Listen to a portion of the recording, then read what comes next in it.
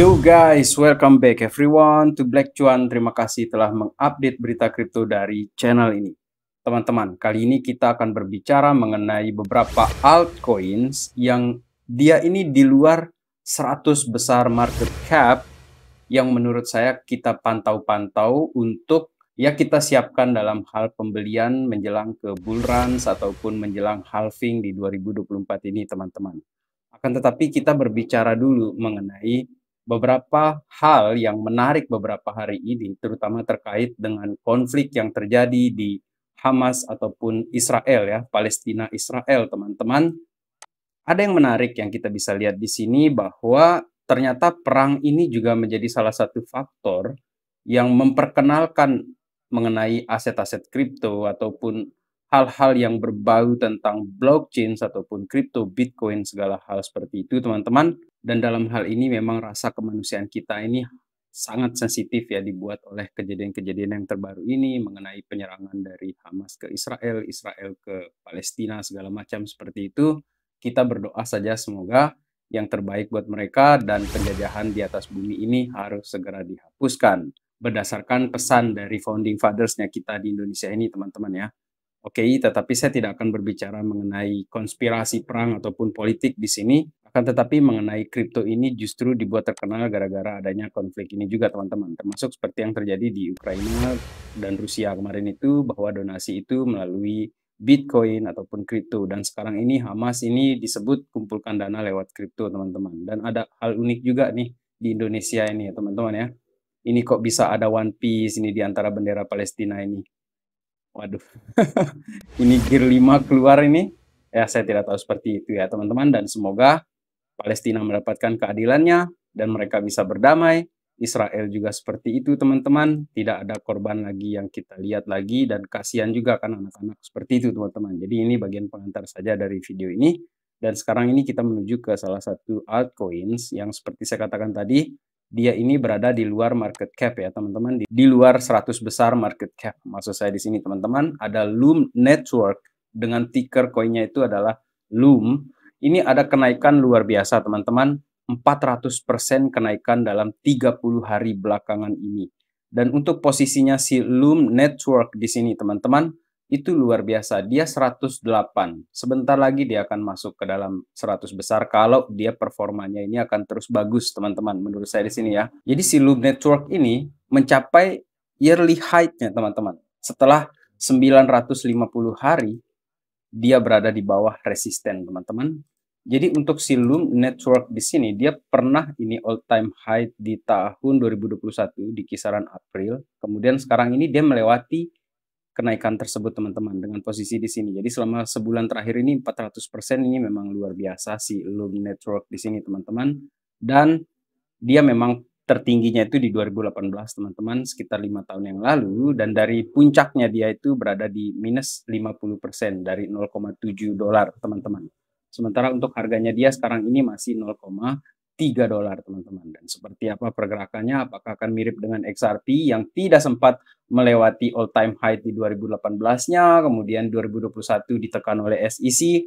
I don't know guys, kita akan lihat seperti apa ke depannya, jadi kita pantau-pantau aja dulu. Kemudian untuk kasus penggunaan dari jaringan Looms ini adalah sebenarnya dia ini untuk games teman-teman, sebenarnya ya. Akan tetapi ternyata belok ini, ada pembelokan atau mungkin tetap di games juga sebagian, akan tetapi ada juga pengembangan yang tingkat lanjutnya di sini mengenai akses ke data lembaga pemerintah di tingkat perusahaan ataupun penyedia layanan kesehatan. Jadi tujuannya untuk menjadi semacam catatan lah, seperti itu. Jadi catatan yang tidak bisa diubah, yang bisa diakses oleh siapa saja, seperti itu teman-teman. Akan tetapi banyak lembaga pemerintah dan penyedia layanan kesehatan di negara berkembang ini yang masih mengandalkan dokumen fisik teman-teman. Jadi untuk yang mengandalkan dokumen fisik ini negara mana ya kira-kira? Coba teman-teman tulis di kolom komentar, negara mana sih yang masih menggunakan dokumen fisik? Saya kira banyak. Negara berkembang ini banyak sekali.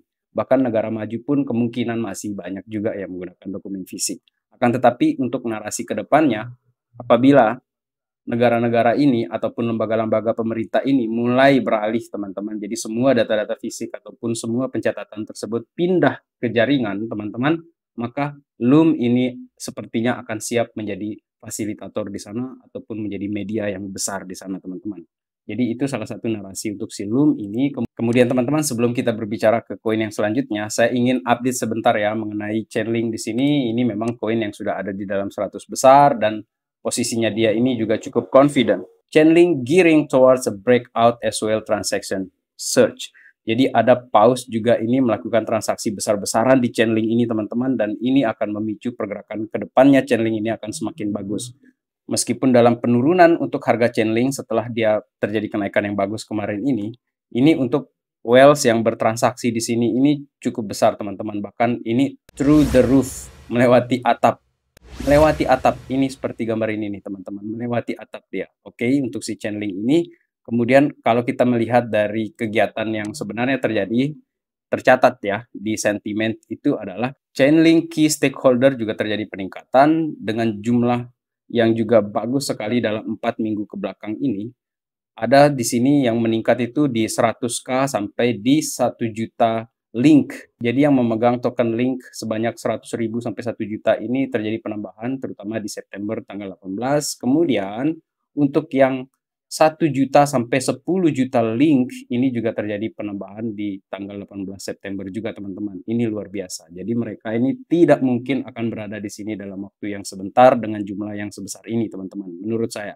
Jadi termasuk juga link ini meskipun di dalam 100 besar wajib dipantau, teman-teman. Kemudian teman-teman berkaitan dengan harganya, link di sini ini dari Reg Capital, teman-teman. Memang link akhirnya berhasil dalam time frame 1 minggunya di sini, teman-teman, dari all time high tersebut menembus resisten ini, teman-teman. Jadi akan ada semacam tes ke support lah seperti itu sebelum akhirnya link ini akan keluar ini dari area akumulasi ini, teman-teman. Jadi saya anggap ini sebagai wilayah-wilayah akumulasi untuk link, teman-teman. Jadi cukup banyak juga ya kalau kita lihat dari wallet-wallet yang tadi itu yang 1 juta sampai 10 juta link itu mungkin sudah melakukan pembelian di area-area di sini, teman-teman. Kemudian sekarang kita beralih ke salah satu koin di luar market cap, di luar 100 besar maksud saya. Ada Flare Network.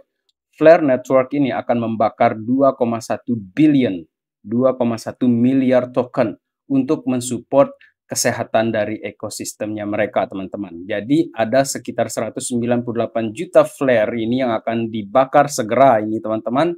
Kemudian dilanjutkan dengan 66 juta juga akan dibakar sampai nanti menjelang di Januari 2026 itu, teman-teman. Jadi untuk Flare Network di sini menurut saya dengan terjadi pembakaran seperti ini akan terjadi pengurangan supply kan. Jadi semakin terbatas jumlahnya. Jadi diharapkan akan terjadi kenaikan harga seperti itu, teman-teman. Dan yang mengikuti snapshot di Desember 2020, teman-teman, itu mendapatkan token Flare itu dari airdropnya dia, teman-teman. Jadi dia ini ngeling lah ke XRP seperti itu, teman-teman. Dan mengenai fungsinya dia di sini sebenarnya saya bisa kaitkan ya dari apa yang saya lihat di sini. Jadi tujuan dari si Flare ini adalah untuk penyedia, mereka menyediakan alat serta protokol yang memungkinkan para developer atau pengembang ini untuk mendapatkan data atau informasi dari harga kripto, kemudian berbagai sumber yang berkaitan dengan aset-aset kripto, dan data tersebut, teman-teman, dapat dimanfaatkan karena sangat dipercayai karena dia berjalan dengan nodes yang terdesentralisasi seperti itu, teman-teman. Jadi dia memberikan data yang akurat.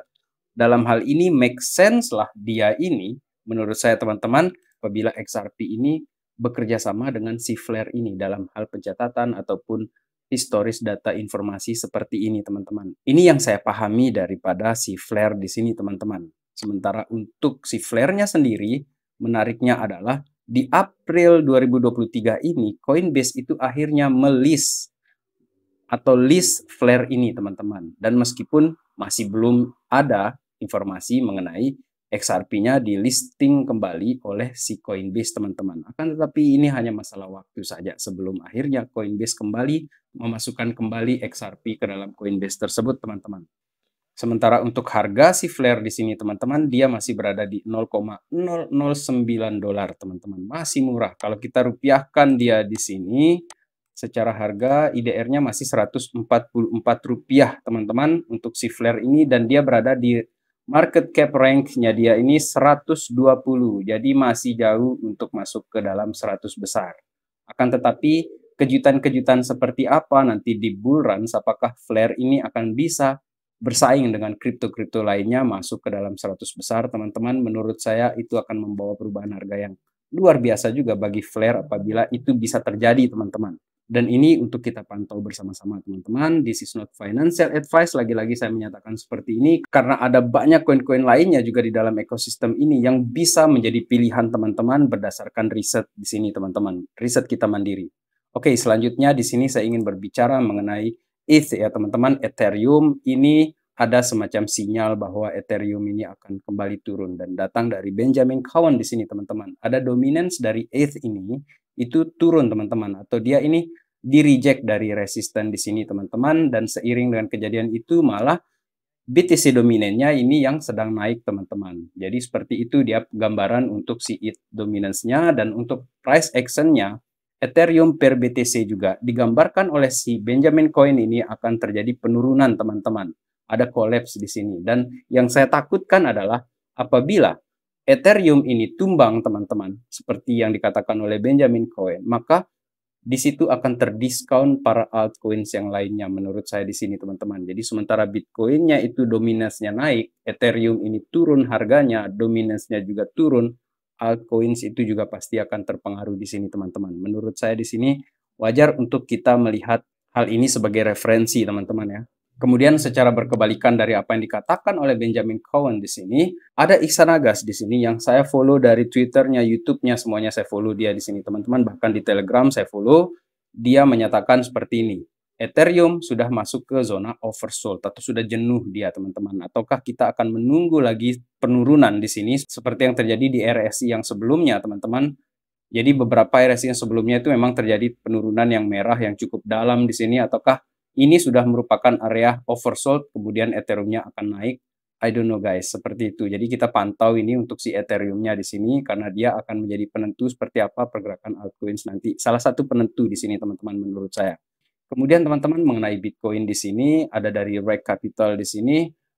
Untuk posisi kita di sini yang perlu kita pantau itu adalah mengenai pergerakan harga dari sekarang ini, teman-teman. Karena ternyata Bitcoin sudah akhirnya menembus ini level 26.000 dan akhirnya dia tembus di resisten di sini, teman-teman. Dan area yang akan menjadi krusial nanti itu adalah pada momen April tanggal 15 itu, teman-teman, menjelang ke halving di sini. Apakah akan terjadi retrace di sini secara harga seperti itu, teman-teman. Jadi memang ini masih jauh ya kita membayangkannya, akan tetapi gambaran besarnya adalah Bitcoin ini menurut saya di 2024 ini akan melanjutkan bull run seperti yang terjadi sebelumnya. Dan itu bagian dari harapan saya juga di sini, teman-teman. Saya kira harapan kita yang berinvestasi di sini sama lah, seperti itu. Dan untuk mengingatkan kita, ada total crypto fair value trends di sini yang menarik dari CryptoCons di sini, teman-teman, berdasarkan riwayat 2015, 2020, dan 2022. Teman-teman, untuk total dari semua aset kripto memang pernah terjadi penurunan di luar support di sini, teman-teman, sekali di kisaran 2015-2016 di sini, teman-teman. Kemudian terjadi COVID crash di sini di 2020. Jadi dia hanya menembus support sekali. Dan kita di tahun 2022 ini terjadi tembus support juga di sini untuk total caps-nya dia ini semua Bitcoin, altcoins, Ethereum semua di sini, dan terjadi penurunan. Simpelnya di sini dikatakan oleh dia di sini, apakah kamu akan menjual ketika di support ini? Karena ini bisa bahaya, katanya si CryptoCon di sini. Apabila ini mantul, maka kamu akan kehilangan momen untuk membeli harga yang murah tersebut lagi, teman-teman. Kemudian untuk menutup video kali ini, teman-teman, tetaplah kita belajar, tetaplah kita melakukan riset sebelum kita membeli aset altcoins mana saja, bahkan Bitcoin ataupun Ethereum, teman-teman. Kita pelajari dulu segala sesuatunya. Kalau yang tidak mau belajar, ya kalian akan jadi penonton nantinya, teman-teman, di saat bull run yang akan datang di 2024-2025, teman-teman. Sekian video kali ini, guys. Let's enjoy the ride, guys. Salam Black Cuan. Peace, my friend.